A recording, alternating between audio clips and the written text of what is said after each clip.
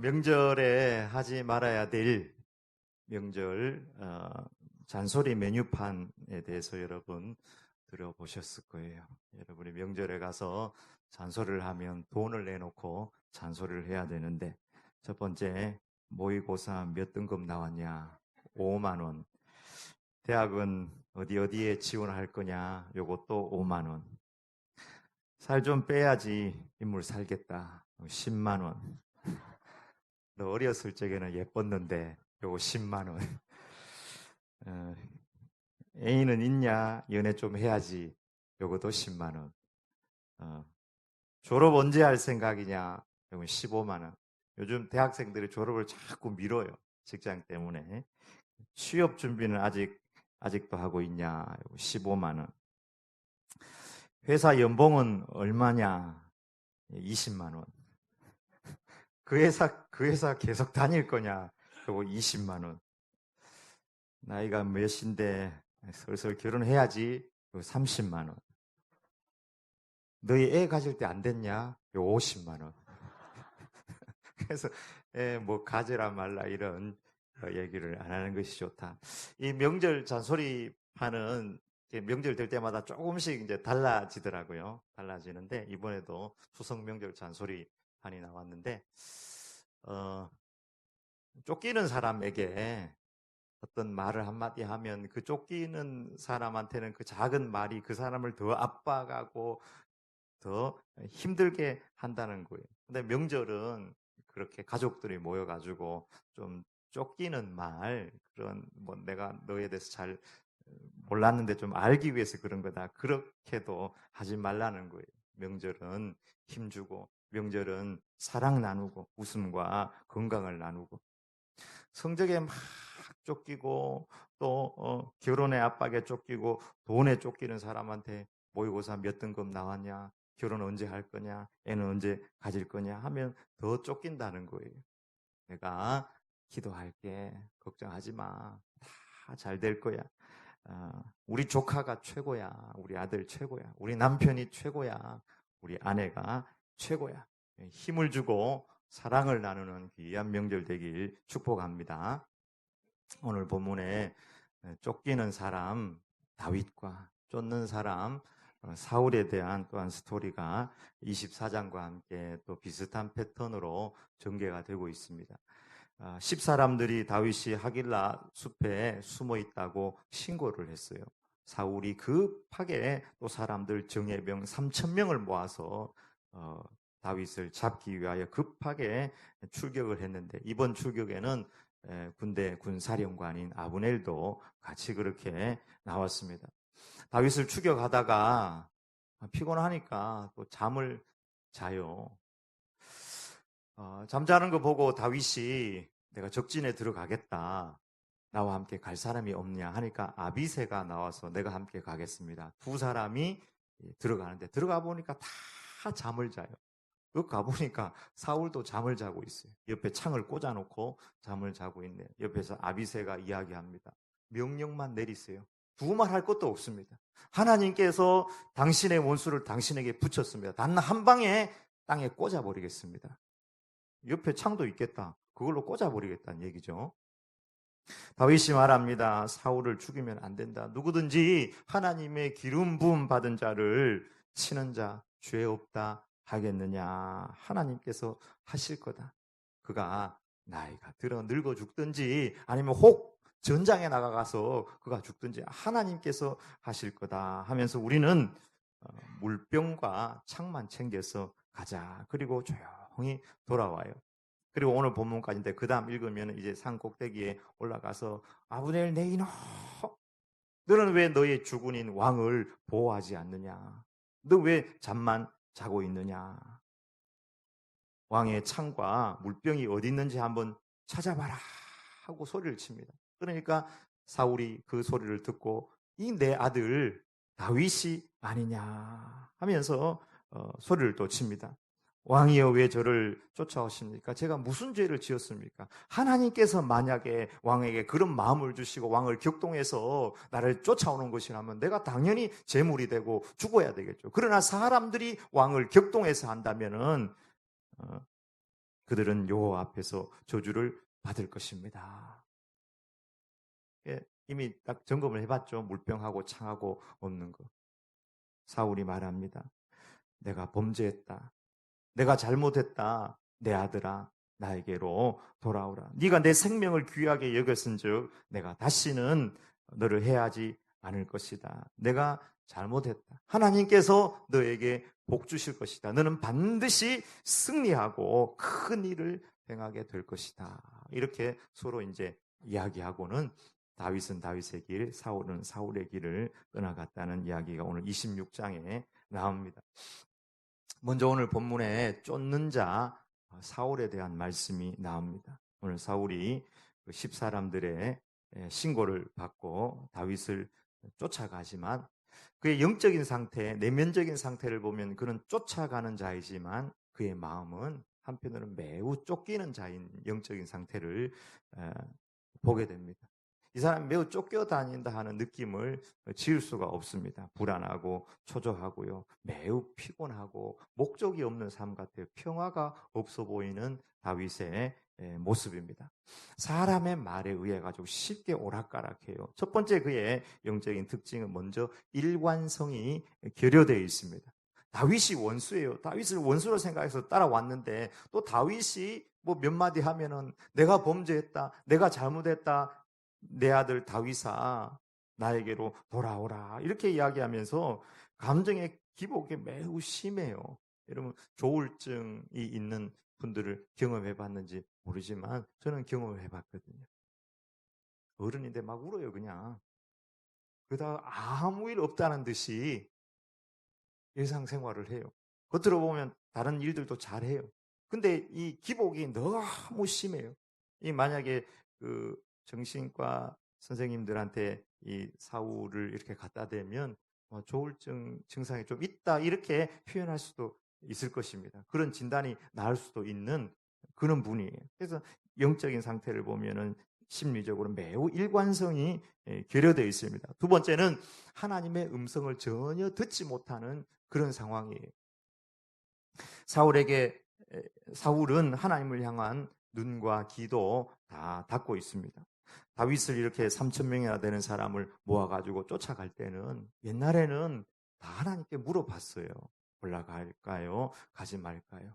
자기가 어떻게 하든지 하나님의 음성을 들으려고 했지만 이제는 하나님의 음성 듣는 거에 대해서 귀로 듣고 눈으로 보는 것에 대해서 전혀 관심이 없습니다. 그저 자기의 욕망을 따라 묻지도 따지지도 않고 쫓아가고 달려가는 거예요. 여러분 지나치게 바쁘거나 지나치게 내달리는 사람은 하나님의 음성 혹은 내 내면의 깊은 음성이 들리지 않아요. 혼자 있어도 들리지 않아요. 오히려 혼자 있으면 더 자신의 욕망에 불타오르는 것입니다. 이건 자동차인데 브레이크가 없는 자동차와 마찬가지입니다. 그가 대통령이라 할지라도 왕이라 할지라도 그가 장관이라고 할지라도 너무 바쁘거나 너무 쫓아다니는 사람은 하나님의 음성이 들려지지 않는 것입니다. 여러분 혼자의 시간을 가지는 것은 하나님의 음성을 듣기 위한 것이고 혼자 깊이 하나님 앞에 기도하는 것은 기도하기 위함인데 기도는 하나님과의 대화인데 이렇게 바쁘고 쫓겨다니는 심리 상태가 있는 사람은 한마디로 기도가 막히는 거예요. 하나님의 음성이 들려지지 않는 그런 영적 상태. 사울이 지금 그런 영적 상태예요. 세 번째, 사울은 삶의 규율과 어떤 법칙들이 다 무너진 것들을 보게 됩니다. 내면의 질서가 무너지니까 밖으로 나타나는 현상들도 그 질서가 다 무너져요. 부하들을 잘 다스리고 경계하게 하고 이렇게 좀 신중하게 뭔가 움직여야 되는데 사울을 한번 보십시오. 피곤하다고 그냥 자버려요. 잠자는데 아브넬도 자버려요. 오늘 본문에 물론 하나님께서 깊이 자게 했다고 그랬지만 오자마자 진치고 자버립니다. 그리고 다윗이 밤이 돼가지고 들어가거든요. 밤 되니까 당연히 깊이 자겠죠. 쫓아왔으니까 막 바쁘게 쫓아가니까. 중심이 잡히지 않으니까 삶의 규율이나 법칙이나 질서 같은 것들이 다 무너지는 거예요. 여러분 내 내면에 뭐가 있느냐에 따라서 내 내면에 있는 것이 이제 바깥으로 수용이 되거든요. 어떤 사람은 책상 위를 한번 보면 너무 지저분해. 책을 이렇게 쌓아놓고 막 종이도 막 종이 위에 종이 몇 개를 한번 청소를 하죠. 그리고 또 더럽히고 청소하고. 부엌을 한번 가보면은 이제 책상은 이제 지나갔으니까 냉장고 열어보고 위에 다 열어보면 그게 결국 사람의 내면이 외면으로 수용되는 거거든요. 근데 사울이 보면은 자기 내면이 너무 무질서해요. 그러니까 외부적으로 어떤 것에 대해서 규율을 잡고 법칙을 잡고 바른 말과 바른 행동, 바른 규율을 가지고 서 있지 못하는 것입니다. 나의 잠자는 시간, 나 일어나는 시간, 내가 먹는 음식의 양, 식사하는 시간, 이런 기본적인 규율들이 흔들린다는 것은 우리의 내면의 중심이 약하다는 것을 의미합니다. 저는 제 생각에는 사울이 폭식을 했을 거라고 생각합니다. 그리고 폭잠하고 매우 즉흥적이고 최근 읽은 책을 기준으로 하면 그래요. 이 내면의 질서가 안 잡히니까 바깥에 묻어나는 모든 그의 삶이 바른 규율과 질서를 잃어버리는 것입니다. 만약에 우리에게 이런 삶의 규칙이 무너진 외부의 어떤 삶들이 있다면은 영적으로 하나님 앞에서 우리 스스로 한번 점검을 해볼 필요가 있습니다. 네 번째, 사울은 늘 피곤해 보여요. 왜냐하면 내면적으로 자꾸 쫓기는 삶을 사니까 그 인생이 피곤할 수밖에 없는 거예요. 피곤하니까 왕이라도 종처럼 일하고 자기 예를 들어서 창 들어주는 자도 다 따로 있거든요, 왕은. 그럼에도 불구하고 왕이 최고 피곤한 것 같아요. 피곤해서 잠을 자고 피곤하니까 다른 사람을 품지 못하고 불평해요.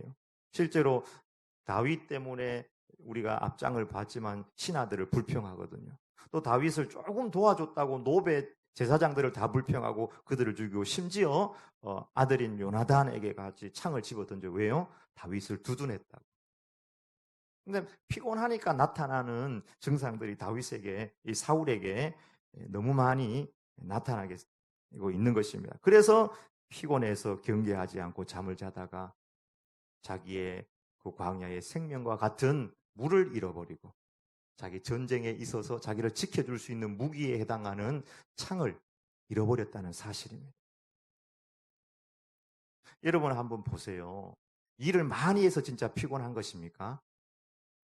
그 정도로 일을 많이 하는 분도 있을 거예요. 그러나 정말 일이 많기 때문에 피곤한 것이 아니라 뭔가 내 내면 중심에 질서가 안 잡혀 있으면 자꾸 피곤이 오는 것입니다.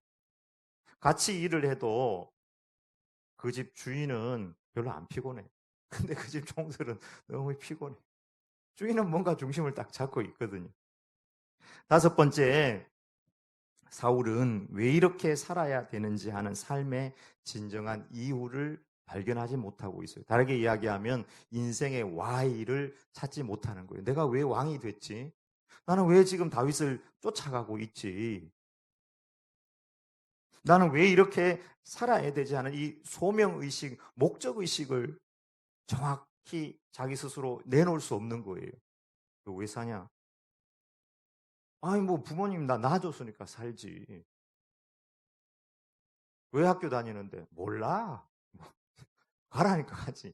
그러니까 좀 이게 너무 불분명한 거예요. 철학자들의 책을 읽어보면 인간이 피해갈 수 없는 세 가지 질문이 있는데 첫 번째는 네가 어디서 왔느냐.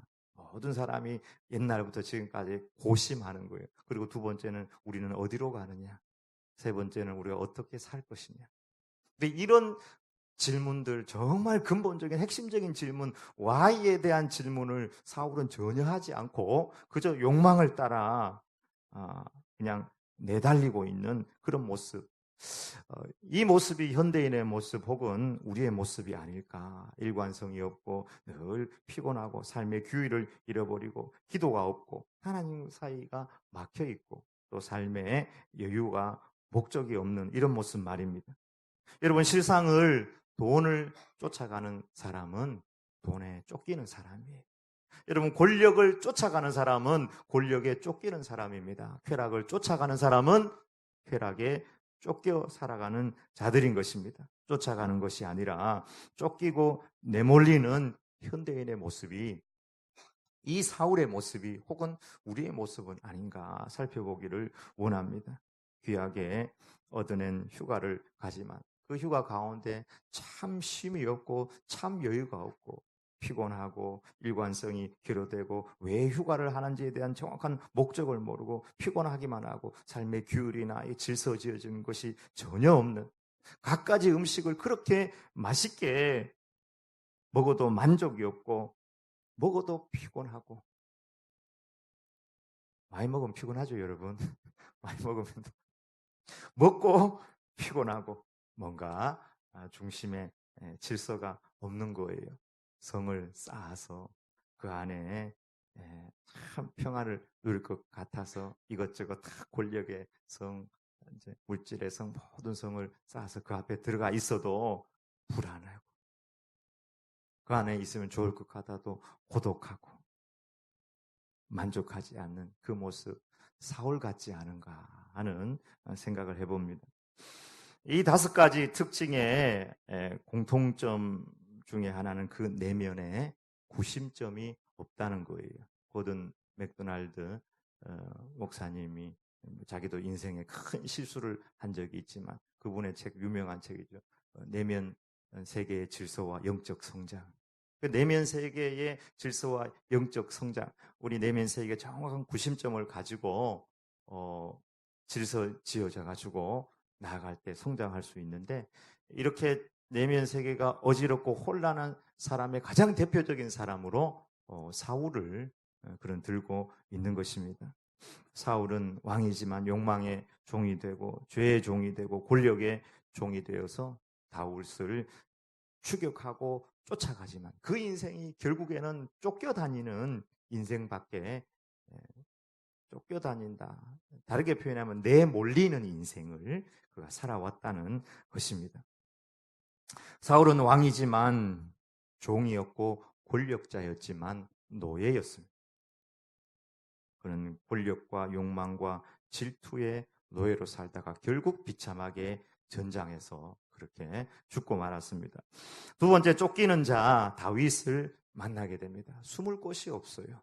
숲에도 숨고 굴에도 숨고, 그는 지금으로 치면 현상 수배범, 공개 수배범이에요. 얼굴이 다 노출이 되고 이름이 다 노출이 되었습니다. 그래서 국경을 넘기도 하고 숲이나 굴에 숨기도 했습니다. 그를 따르는 사람도 보면 그에게 별로 도움이 되지 않는 사람이에요. 빚쟁이의 원통한 자들이, 한 맺힌 자들, 환난당한 자들, 이들이 그들과 함께 했으니까 오히려 600명이 도망 다니면 오히려 발각되기 쉬운 거예요.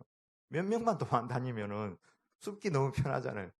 근데 어중이 떠중이 다 모였네. 너무 힘든, 정말 혹들이 붙어가지고 힘들게 생겼어. 그러나 다윗의 실제 내면을 들어가 보면 다른 영적인 특징들을 보게 되는데, 다윗은 쫓기는 자로 그렇게 살았지만 결코 쫓기는 자의 특징을 발견하기가 어렵습니다. 첫 번째는 먼저 여유가 있어요. 여러분, 사울을 죽일 수 있잖아요. 근데 살려줘요. 또 살려주고 또 살려주거든요. 이건 여유예요. 여유 있게 살려줘요. 진짜 그가 쫓겼다면은 이거는 하나님께서 나에게 주신 절호의 기대다 하면서 하나님의 다른 말씀을 붙들고 아비새가 이야기한 내 원수로 오늘 너에게 맡긴다 하는 이 말씀 붙들고 그걸 찔렀을 거예요. 그런데 그 안에 여유가 있는 거예요. 하나님께서 하실 거다. 두 번째는 주위 사람들의 말에 휘둘리지 않습니다. 아비새가 하나님의 말씀 들고 오는 거 아니에요? 하나님 가지고 오는 거 아니에요? 죽이라는 거예요.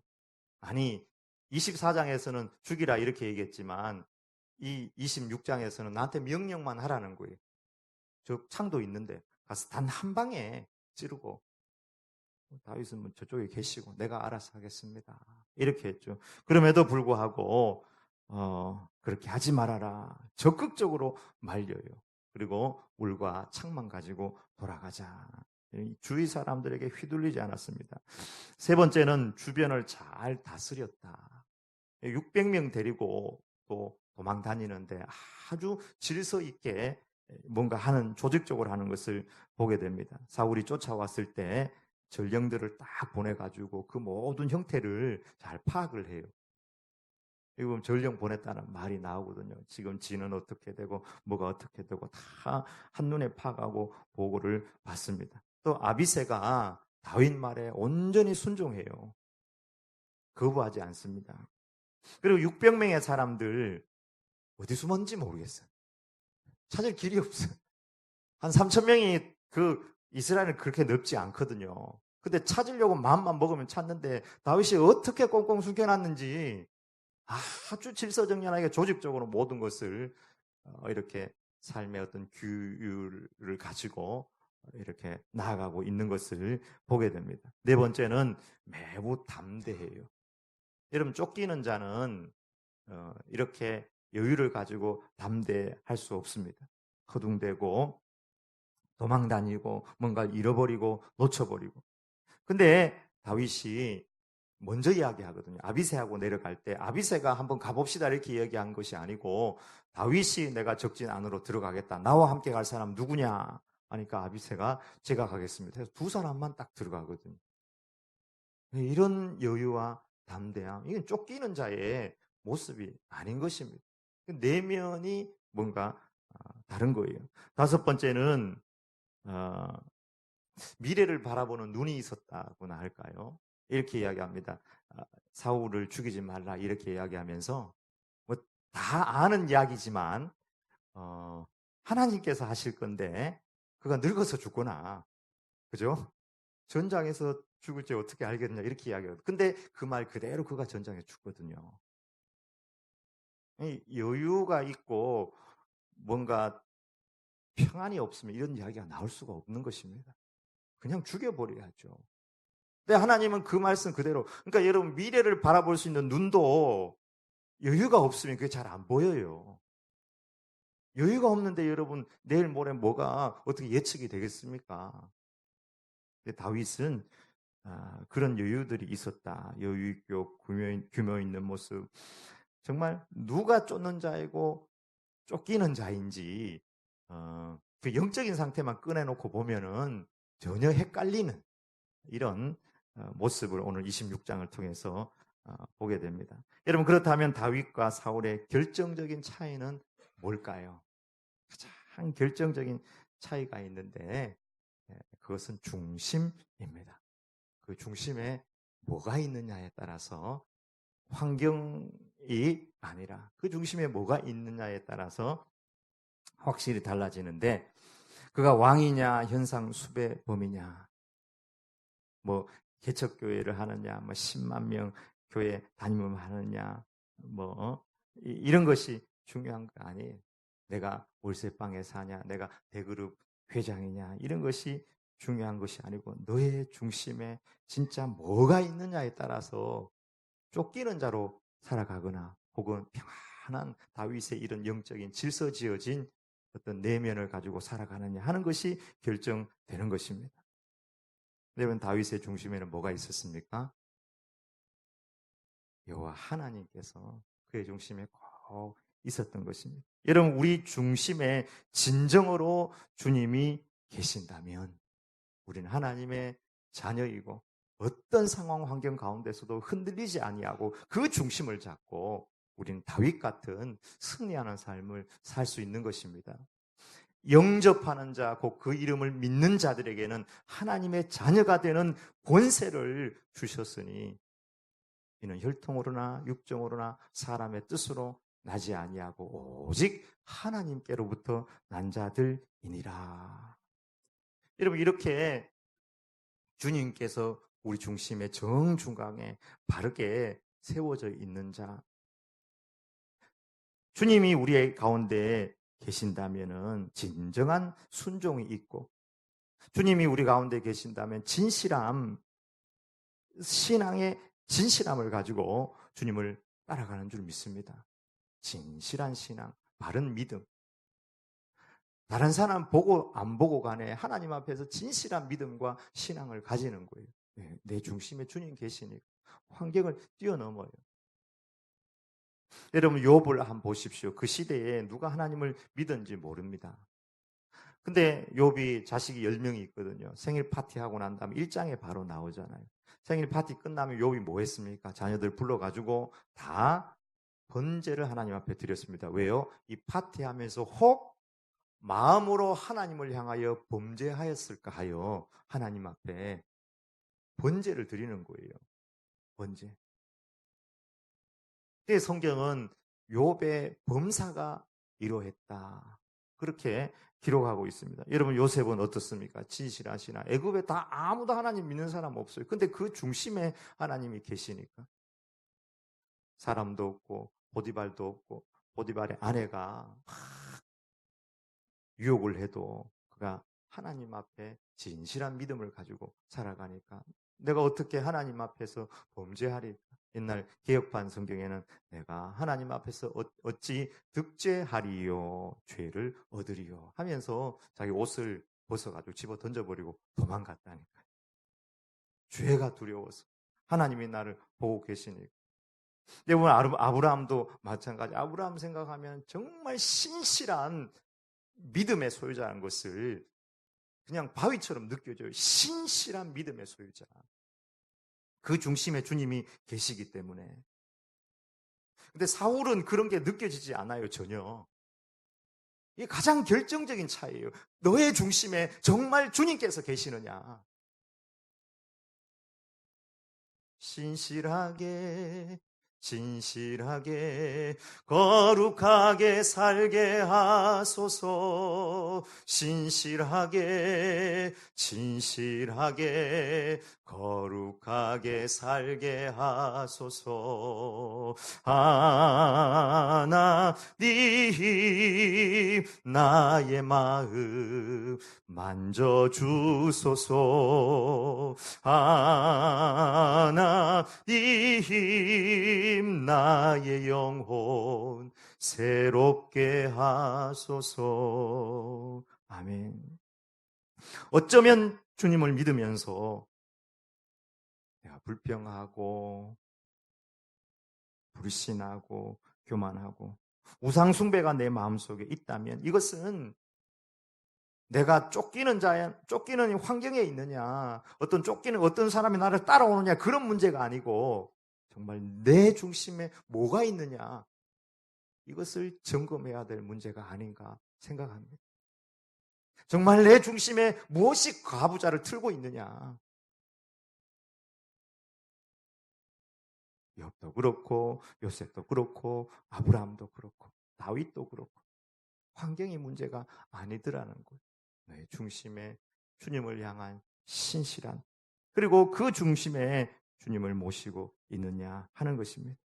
여러분 우리 중심에 온전히 십자가 주님을 영접하고 십자가 주님과 동행하시길 주의 이름으로 축복합니다. 십자가의 주님이 내 만족이 되고 내 목표가 되고 내 기쁨이 되면 우리는 흔들리지 않고 현실을 뛰어넘는 하나님의 평강을 체험하게 될 줄 믿습니다. 우리가 불안하고 초조하고 낭망한 이유, 불안과 초조와 낭망이 올 때 하나님을 안 붙들거든요. 아무것도 염려하지 말고 오직 모든 일에 기도와 간구로 너희 구할 것을 감사함으로 하나님께 아뢰라. 그리하면 모든 지각에 뛰어난 하나님의 평강이 그리스도 예수 안에서 너희 마음과 생각을 지키시리라. 이거는 신약이지만 구약을 가면은 이렇게 이야기합니다. 내 영혼아 내가 어찌하여 낭망하며 어찌하여 내 속에서 불안해하는가. 너는 하나님께 소망을 두고 그를 바라보라. 나는 내 얼굴을 도우시는 내 하나님을 오히려 찬송하리로다. 이 환경 안에서 나는 하나님을 오히려 찬송하겠다는 거예요. 하나님께 소망을 두라는 것입니다. 내 중심에 정말 뭐가 있느냐? 신실하게 그분을 붙들고 있느냐? 요즘 여러분 교인들이 목사님들에게 묻고 싶은 질문이 많대요. 첫 번째, 목사님, 맥주하고 와인, 그거 요즘 치맥도 있고 뭐 많이 있는데 돈가, 돈가스에 딱 한잔 하면 안 됩니까? 삼겹살 구워가지고. 뭐 취하게까지 먹는 거 아닌데. 두 번째, 명절날 가서 조상한테, 조상이 뭐 우상도 아니고 그저 우리 조상이니까 존경하는 마음 가지고 절 한번 하는 거 그 괜찮지 않습니까? 우리 남편이 자꾸 교회 안 가려고 그래요. 그래서 내가 우리 남편 구원하고 싶어서 인터넷으로 예배를 드리고 싶은데 그건 안 됩니까? 여러분 인터넷으로 예배들 교회 안 오는 사람들이 있습니다. 많이 있어요, 여러분. 가난안 교인 있죠, 가난안 교인. 안 나가 교인. 안 나가고 그냥 자기 위주로. 여러분 예배는 설교가 예배가 아닙니다. 진짜는 찬양이 예배예요. 하나님 앞에 보세요. 요한계시록 보면 찬양이 예배입니다. 와서 찬양을 들으고 하나님 앞에 나아가야 되는데 그런 걸 안 하고 그저 설교 한번 들으면 예배 정도로 생각하고 인터넷 이렇게 보고 끝내면 안 됩니까? 네 번째, 내가 작은 회사를 운영하는데 절 수주를 받았습니다. 이거 어떻게 하면 좋겠습니까? 절 수주를 받았어. 다섯 번째, 우리 고객 중에 큰 주 고객이 있는데 신천지 교인입니다. 이거 도대체 어떻게 해야 하면 좋겠습니까? 잘라버려야 됩니까? 계속 해야 됩니까? 직장 상사가 나한테 거래처에 줄 비자금을 마련하라고 합니다. 마련할 수는 있는데 신앙이 어떻게 해야 될지 내가 모르겠습니다. 여러분 이런 류의 질문들 경계가 애매모호하고 성경에서 뭐 이렇게 해라 하지 마라 구체적인 답이 없는 이런 질문들이 많이 있고 시대마다 장소마다 환경마다 우리에게 오는 이런 질문들이 많이 있습니다.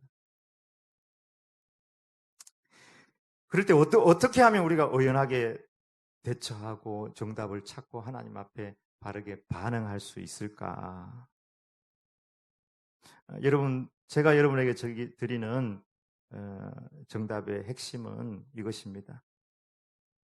내 중심에 누구를 바르게 모시고 사느냐. 저는 여러분에게 맥주를 먹어라, 먹지 말아라. 절을 해라, 하지 마라. 이런 답을 주기가 참 곤란합니다. 그러나 여러분에게 이런 질문은 분명히 하고 싶습니다. 여러분 주님의 중심에 주님이 계십니까? 그리고 그 주님을 최고로 사랑하시길 축복합니다. 그러면 그 주님께서 여러분을 인도하시고 정확히 답을 주실 거예요. 베드로도 상당히 헷갈리는 문제에 처해 있었습니다. 그게 뭐냐 하면 내가 이렇게 주님을 배신했는데 내가 주님의 제자 맞는가? 내가 주님의 사도인가? 하나님의 일을 할 수 있는가? 앞으로 나 어떻게 살아야 되지? 은혜를 체험하고 이렇게 왔는데 이렇게 배신자가 됐어요. 나는 무엇하고 살아야 되지? 이런 고민과 상처와 딜레마에 빠져 있을 때 주님께서 그에게 오셔서 요한의 아들 시몬아 네가 나를 사랑하느냐? 요한의 아들 시몬아 네가 이 사람들보다 나를 더 사랑하느냐? 요한의 아들 시몬아 네가 나를 사랑하느냐? 주님 내가 주님 사랑하는 줄 주께서 아십니다. 그 주님 사랑하는 그 사랑 안에서 모든 정답과 그의 인생을 인도하는 역사가 다 있었던 거예요. 여러분 사랑이 우리를 문제의 정답으로 인도해요. 데라의 아들 아브라함아 이거 똑같은 말이에요. 어떻게 구약으로 가면 신약은 예수님 그렇게 얘기했지만 데라의 아들 아브라함아 네가 네 자식 이삭보다 나를 더 사랑하느냐. 이삭을 나에게 바치라 하는 말이 그 말 아니겠습니까? 그때 아브라함은 두 말하지 아니하고 이삭을 데리고 모리아 산으로 가서 순종의 칼, 사랑의 칼을 뽑아가지고 이삭을 향해 내리 꽂았던 것입니다. 여러분 그림도 있잖아요. 그때 천사가 와가지고 막 아브라함을 붙드는 거예요. 됐다. 네가 네 아들 독자라도 내게 아끼지 아니하였은즉 네가 이제야 나를 경외한 줄 알았다. 경외 안에는 여러분 사랑도 포함되어 있는 것입니다. 다른 어떤 헷갈리는 문제가 거기서 여러분 뭐 치맥을 먹어도 되지 않습니까? 무슨 와인 한 잔 정도는 되지 않습니까? 그런 정답은 내 중심에 누가 있느냐, 그분을 최고로 사랑하느냐, 이 질문 앞에서 다 정답이 제시되는 것입니다. 사도 요한은 우리에게 분명히 말씀합니다. 세상의 것이나 세상에 있는 것들을 사랑하지 말라. 세상을 사랑하면 하나님의 사랑이 그 안에 있지 아니하니라.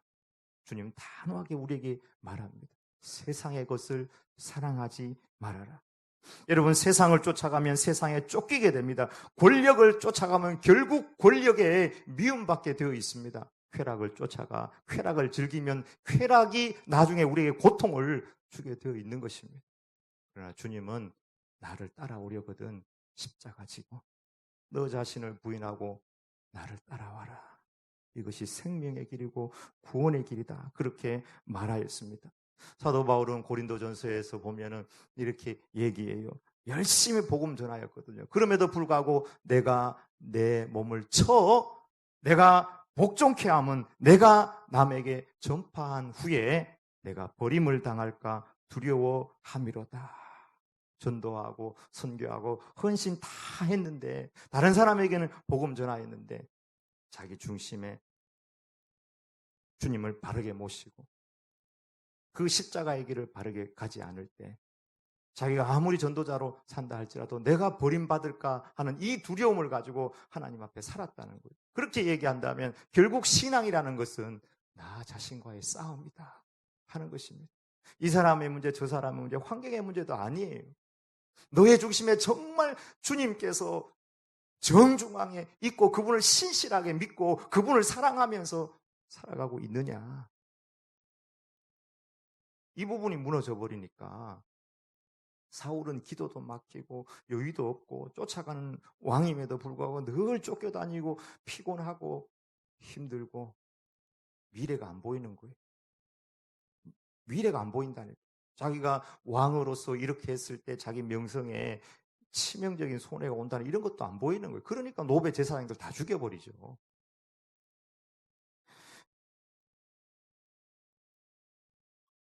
우리가 당하는 문제의 핵심은 다른 곳에 있지 않습니다. 내 안에 주님을 모시고 그분을 얼마나 사랑하느냐, 이 근본적인 질문이 우리를 바르게 하는 줄 믿습니다.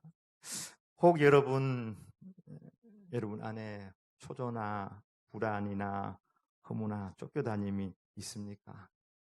우리 주님을 온전히 모시고 주님을 신실하게 의지하고 주님을 최고로 사랑하길 축복합니다. 그러면은 나를 쫓아오는 사울이 있고 3,000명의 사람이 나를 공격한다 할지라도 모든 지각에 뛰어난 하나님의 평강과 그 능력을 우리 삶에서 분명히 체험할 줄 믿습니다. 아멘. 기도하십시다. 하나님 아버지, 우리를 쫓아오는 사울, 쫓아오는 3,000명, 쫓아오는 골리앗이 너무 많아.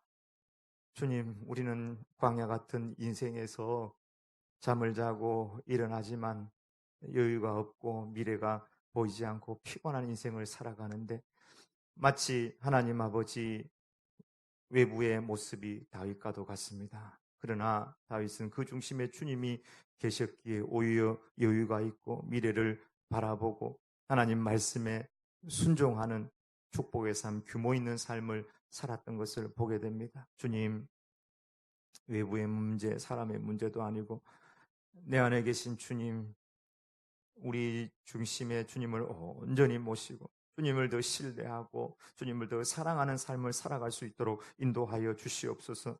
세상을 사랑하지 않게 하여 주시고 주님을 최고로 사랑하고 주님이 내 만족이고 구원이고 기쁨이고 주님 가신 그 길 핍박이고 가시밭길이라 할지라도 생명과 구원의 길이기에 이 길을 갈 수 있는 힘과 용기와 믿음과 능력을 더하여 주시옵소서. 예수님의 이름으로 기도 올리옵나이다. 아멘.